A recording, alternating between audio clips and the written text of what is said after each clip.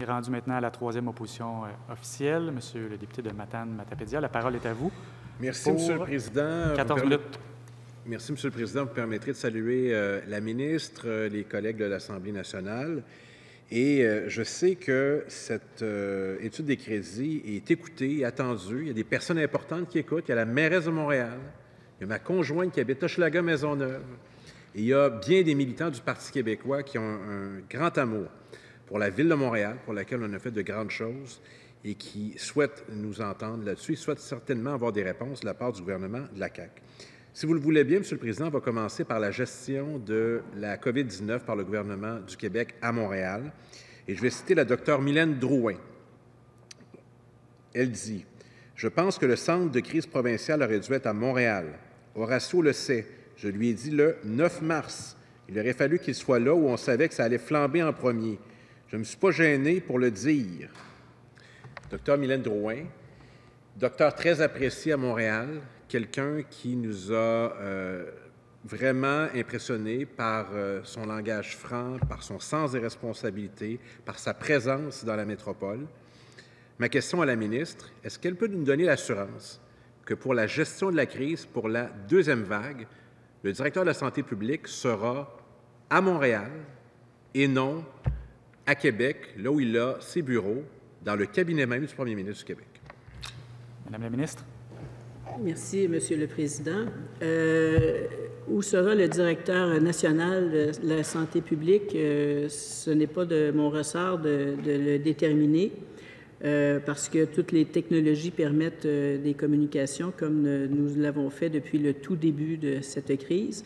Cependant, dans la préparation de cette deuxième vague potentielle, on a quand même certaines leçons. On a parlé tout à l'heure de la sous-ministre Savoie qui est venue faire un état de situation. Moi, j'avais été mandatée par le premier ministre pour une coordination de l'offre gouvernementale, s'assurer que les choses se faisaient. J'étais bien en lien avec tout le monde. Et ce que j'ai pu remarquer, c'était comme tout le monde, là, tout le monde l'a vu, là, il y avait un manque de communication. Alors, bien, ce que vous voulez savoir, c'est où sera son bureau. Je ne sais pas où sera son bureau. Enchaîner. Monsieur le Président, ma question est très simple. Je veux l'assurance de la ministre responsable de la métropole que le directeur de la santé publique aura son bureau et sa présence surtout à Montréal. Je veux davantage qu'il soit présent à Montréal et à Montréal-Nord qu'à prendre du café avec les employés politiques du bureau du premier ministre, comme c'est le cas présentement, parce qu'il y a son bureau physiquement, pas dans un espace neutre, dans l'espace politique au cabinet du premier ministre. Je ne trouve pas ça acceptable et ça ne concourt pas à assurer l'indépendance de la santé publique, à tout le moins en apparence. Alors, si je n'ai pas cette confirmation à ce moment-ci et que je ne l'ai pas obtenue hier dans le plan du ministre de la Santé, rien ne m'indique qu'il va répondre à l'attente de la docteure Drouin à l'effet d'être à Montréal, là où ça se passe. Et s'il y a justement des nouvelles technologies, qu'on s'en serve, il pourra communiquer à distance avec le premier ministre à loisir. Mais il devrait être à Montréal. Il sera même encore beaucoup plus près de chez lui. Tout le monde y gagne. Alors, c'est la proposition qu'on fait, que le docteur Arruda soit à Montréal. À tout le moins, j'aurais passé le message. Deuxième élément, le port du masque. On a tardé. Et le 13 mai dernier, au nom du Parti québécois, j'ai proposé le port du masque dans les transports en commun, dans les lieux publics, à Montréal. C'était pas prématuré. On a attendu très longtemps et ça explique une partie du ressac d'une partie de la population qui se disent « Là, on fait des efforts maintenant. Est-ce qu'il n'aurait pas fallu les faire avant? » Le gouvernement a changé de position, disait que le masque n'était pas nécessaire. Ensuite, le masque est devenu nécessaire. Est-ce que la ministre a l'impression qu'on a perdu du temps, qu'on a surtout perdu du monde à Montréal parce que le gouvernement a changé de position? Puis on ne sait pas sur quelle base, parce qu'on n'a pas accès, nous, aux délibérations entre le docteur Arruda et le gouvernement. Donc, sur le port du masque, est-ce qu'on a perdu du temps? Madame la ministre, pardon.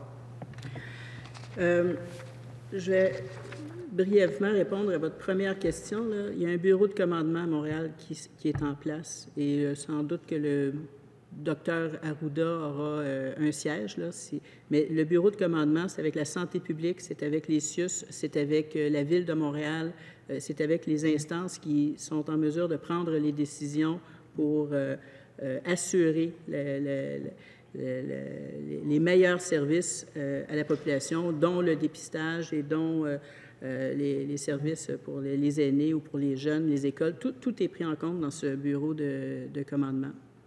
On n'a pas perdu de temps, Monsieur le député. On n'a pas perdu de temps. On a été les premiers au Canada à dire on porte le masque obligatoire. Et ça s'est bien passé parce que rapidement, les gens l'ont porté, ce masque-là. Et pas seulement qu'à Montréal, mais partout, dans tous les transports collectifs au Québec. On a été les premiers à dire le masque obligatoire aussitôt qu'on est en contact avec d'autres. Et les gens le respectent parce que beaucoup de Québécois se sont promenés à travers le Québec et je crois que vous avez pu constater, vous aussi, que les gens respectent en grande majorité cette demande qui a été faite là, de porter le masque. À Montréal, Montréal a été dans une situation très particulière. La métropole a été durement touchée, Monsieur le député. Santé, gouverner, c'est choisir. Alors, le gouvernement en a fait une belle démonstration avec la loi 61. Alors, on retrouve dans la liste d'un peu plus de 200 projets le Collège Dawson. Il se fait énormément de transferts linguistiques où des francophones obtiennent leur formation collégiale au Collège Dawson. Ils font des demandes, ils obtiennent leur rallonge. C'est pas la première fois que ça arrive. Ça, aucun autre cégep francophone n'a eu ça à Montréal, mais Dawson l'a eu. Toutefois, et je vais plaider pour l'Est de Montréal, là où ma formation politique a ses origines, rien pour Maisonneuve-Rosemont, le grand hôpital de l'Est de Montréal qui a besoin de soutien. D'ailleurs, on aurait probablement besoin d'un autre hôpital dans l'Est de Montréal pour fournir toute la population, fournir en service.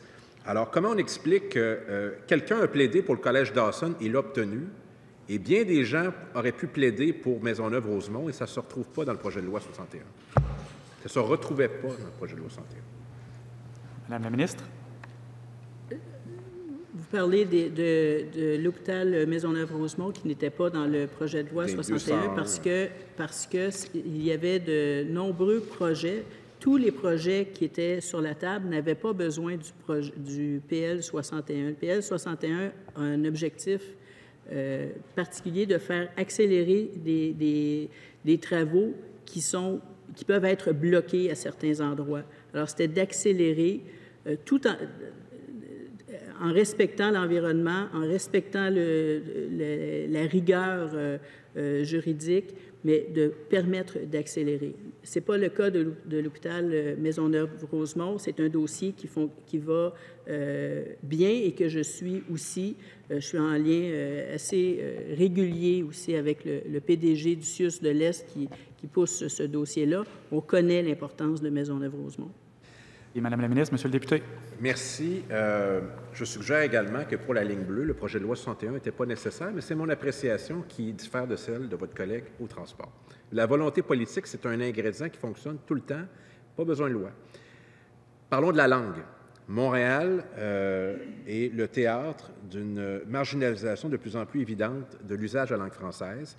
Le QLF nous a démontré que la langue d'accueil dans les commerces est passée de 84 à 75 %.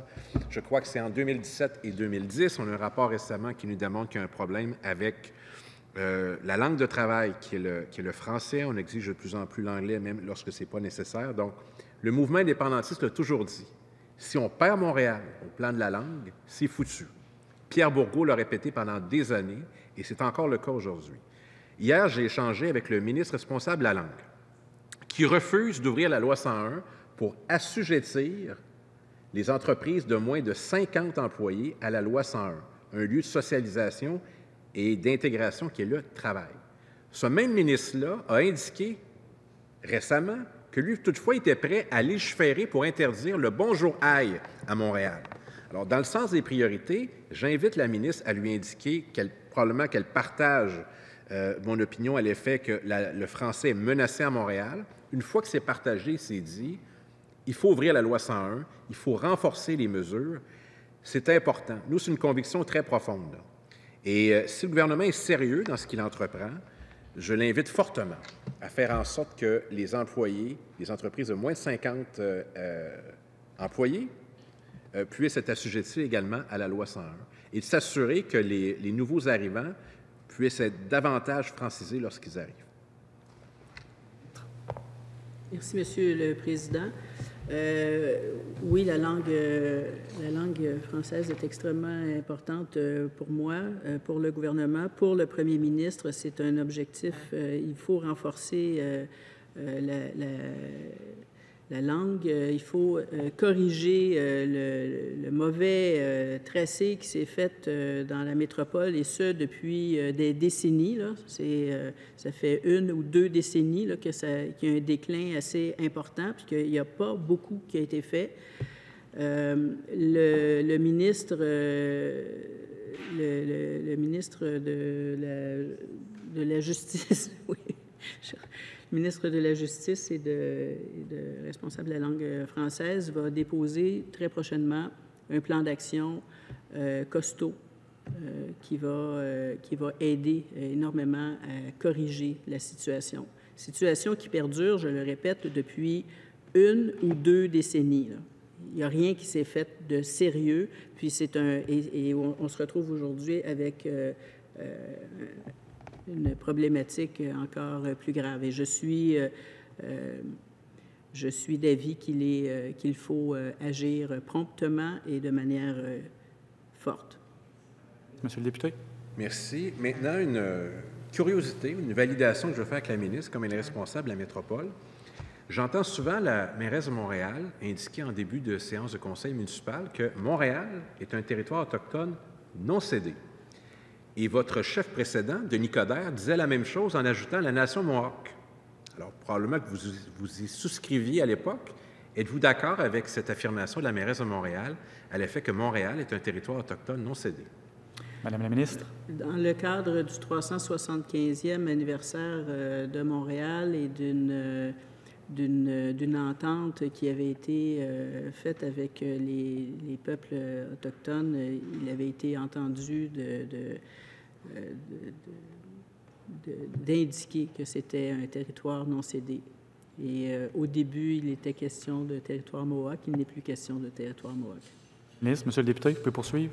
Monsieur le Président, si je comprends bien, donc la ministre souscrit à l'affirmation de la mairesse de Montréal, et j'imagine son gouvernement également, à l'effet que Montréal est un territoire autochtone non cédé. C'est de niveau municipal, Monsieur le député. Mais je pose la question à la ministre.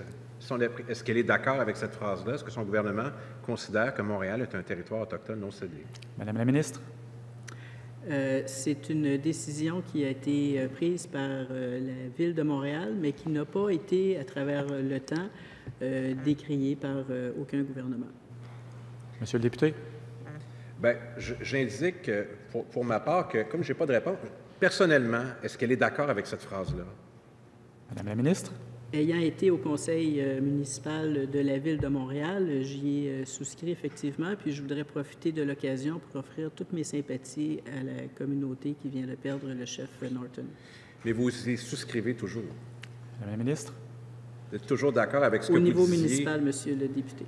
Vous êtes d'accord avec ce que vous disiez dans le monde municipal avec Denis Coderre? C'est toujours le cas aujourd'hui? Dans le cas de la Ville de Montréal, c'était une décision et la Ville, ayant une certaine autonomie, peut le faire. Il reste à peu près 1 minute, Monsieur le député. Donc, vous n'avez pas d'opposition. Je retiens que vous êtes d'accord avec ça, à moins de dire le contraire. Parfait, c'est noté. Je dis, Monsieur le J'ai une autre question. Madame la ministre, allez-y. Non, vous pouvez répondre, Madame la ministre. Je n'ai pas souscrit, je n'ai pas dit que je souscrivais. Je vous ai dit que c'était une intervention municipale. Et au niveau municipal, ils ont le droit de le faire. Merci, Madame la ministre. Monsieur le député, vous pouvez poursuivre. En conclusion, 3 grandes priorités pour Montréal. Transport collectif, il y a un manque à gagner qui est important. La mairesse vous en a fait part. Le centre-ville de Montréal, donc il va falloir aider directement les entreprises. Et il y a le logement social, évidemment. Les demandes sont déjà connues. Grande priorité montréalaise. Donc, je réitère, transport collectif, on ne se trompe pas, logement social et le centre-ville de Montréal qui a besoin d'interventions ciblées. Je crois avoir bien transmis. Monsieur le député, ça doit s'arrêter ici, malheureusement. Ça termine votre bloc d'échange. On revient.